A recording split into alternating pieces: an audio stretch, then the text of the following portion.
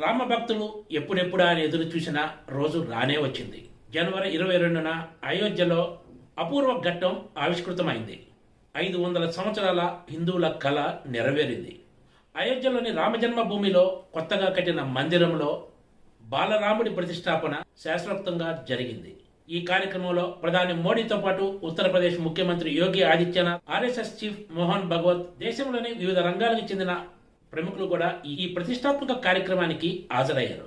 మంగళవారం నుంచి భక్తులకు బాలరాముడి దర్శనం అందుబాటులోకి రానుంది. అయోధ్యలోని రామ మందిరంలో దర్శనం, హారతి కార్యక్రమాలు ఎలా ఉండబోతున్నాయో తాజాగా వెల్లడించారు. ప్రతిరోజు ఉదయం 7 గంటల నుంచి 11 గంటల 30 నిమిషాల వరకు, తిరిగి మధ్యాహ్నం 2 గంటల నుంచి రాత్రి 7 గంటల వరకు భక్తులు రాముణ్ణి దర్శనం చేసుకోవచ్చు. జాగరణ హారతి ఉదయం 6:30 గంటలకు ఉంటుంది. అయితే దీనికి ఒకరోజు ముందుగానే అడ్వాన్స్ బుకింగ్ చేసుకోవాల్సి ఉంటుంది. సంధ్యా హారతి రాత్రి 7:30 గంటలకు. ఇది పూర్తిగా టికెట్లు అందుబాటును బట్టి భక్తులకు అవకాశం కల్పిస్తారు. అయోధ్య రామ మందిరంలో దర్శనానికి వెళ్లే వాళ్ళు ఆధార్ లేదా ప్రభుత్వం ఇచ్చిన ఇతర గుర్తింపు కార్డులను తప్పనిసరిగా తీసుకువెళ్లాల్సి ఉంటుంది. అవి ఉంటేనే ఆలయంలోకి అనుమతిస్తారు. హారతి పాసులు ఆన్లైన్లో బుక్ చేసుకునే వెసులుబాటు కూడా ఉంటుంది.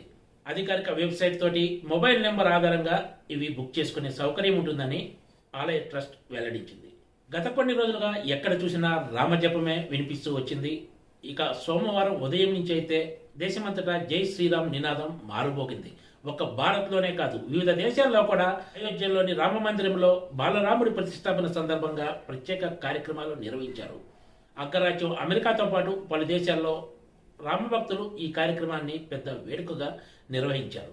తెలుగు రాష్ట్రాలకు చెందిన సినీ సెలబ్రిటీలతో పాటు రాజకీయ ప్రముఖులు కూడా అయోధ్యలో జరిగిన ఈ రామ మందిర బాలరాముడి ప్రతిష్టాపన కార్యక్రమంలో పాల్గొన్నారు. Please subscribe TGTV.